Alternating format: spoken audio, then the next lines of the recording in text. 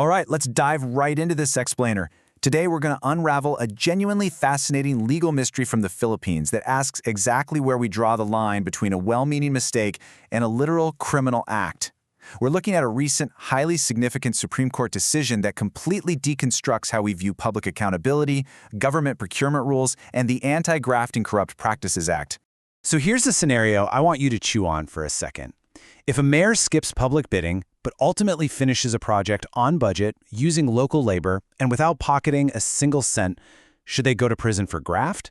I mean, it sounds like a trick question, right? Because on one hand, well, the rules are the rules. Government procurement laws exist for a reason, to prevent corruption. But on the other hand, what if breaking that rule actually saved the government money? Is breaking a government rule automatically a crime? Section 1. The Setup and the Crime. Mount Amuya, Bardlik. To really wrap our heads around this alleged crime up in this mountainous municipality, we have to look at the money that started the whole shebang. $3,144,760. That's the total amount in Philippine pesos donated by major broadcasting networks GMA and ABS-CBN back in 2007 and 2009. See, the networks had built relay antenna on Mount Amuyao, and in exchange for the consent of the local Balangio community, they donated these funds to the Barlig local government. The money was strictly earmarked to build a pathway and a public open gymnasium for the residents. Okay, let's trace how this whole thing snowballed over the years. The local officials received these private donations and deposited them. But then they made a critical decision. They completely bypassed the legally required government public bidding process for construction. Instead, they took the funds, bought materials directly, and hired local village laborers to build the pathway and the gym. Their logic? They figured, hey, we can save that standard 10% profit margin a private contractor would charge, and instead funnel that cash directly into the pockets of our own local residents who actually need the jobs. Sounds great, right?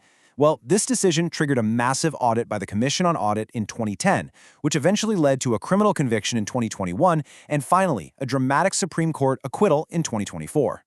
Section 2. The Law and the Conviction.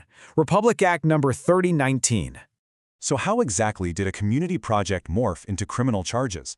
When state auditors discovered the bypassed bidding, the officials, including the mayor, were charged under Section 3E of the Anti-Graft and Corrupt Practices Act. The prosecution basically used these exact elements as a checklist.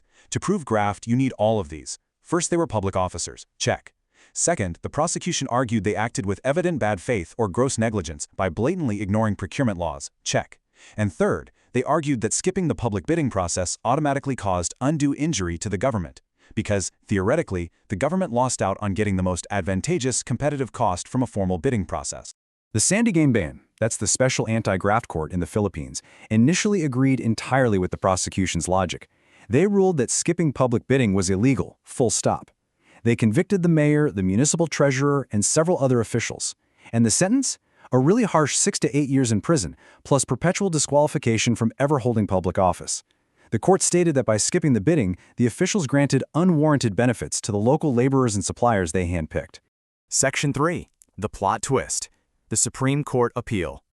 But the convicted officials didn't just roll over. They appealed to the highest court in the land, arguing a really fundamental concept. A procedural shortcut made to save money and help a community is just not the same thing as corrupt graft. I mean, they didn't steal the money, they used it to build exactly what the donors asked for.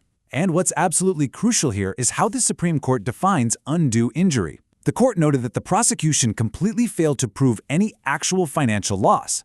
Under the law, you cannot just presume the government lost money simply because bidding was skipped. You literally have to specify and quantify exactly how much was lost. But in this case, the projects were successfully finished on budget using only the donated funds. There was zero proof that a private contractor would have actually done it any cheaper. Now here is where it gets a bit technical, but super important. Section 3E can actually be violated in two completely different ways: causing undue injury or giving unwarranted benefits.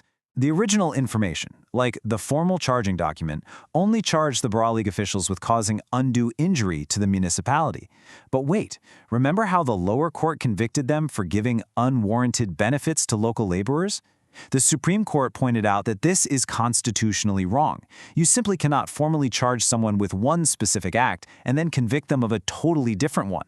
It completely violates their constitutional right to due process and to actually be informed of the nature of the accusation against them. Section 4. Deconstructing the acquittal. Graft versus procedural error.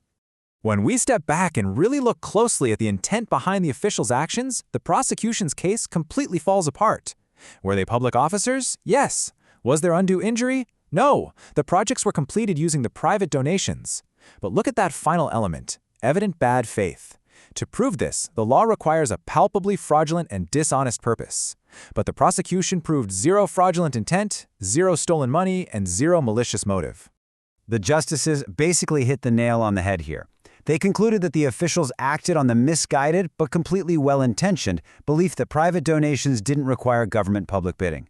They genuinely thought that by skipping the bureaucracy, they could stretch the private funds further, avoid paying a 10% contractor fee, and provide paid labor to their own impoverished residents. As the court explained, a mistake, no matter how legally erroneous, does not rise to the level of evident bad faith if it's not motivated by corruption. They may have absolutely violated procurement laws, sure, but they did not have a criminal, corrupt mind. Section 5. The big takeaway. Accountability versus public service. The Supreme Court made a massive distinction here, setting a profound precedent. A violation of procurement rules is an administrative issue. It might make you liable under procurement laws, but it is not automatically a criminal act of graft.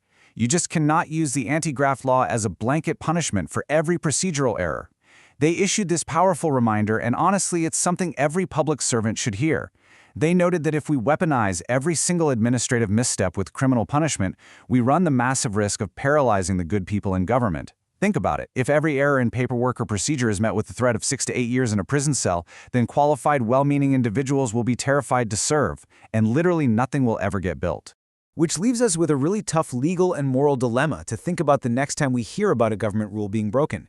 How do we balance strict accountability, transparency, and the prevention of corruption with allowing local public servants the flexibility to actually do their jobs and help their communities without the constant looming fear of prison for a procedural mistake?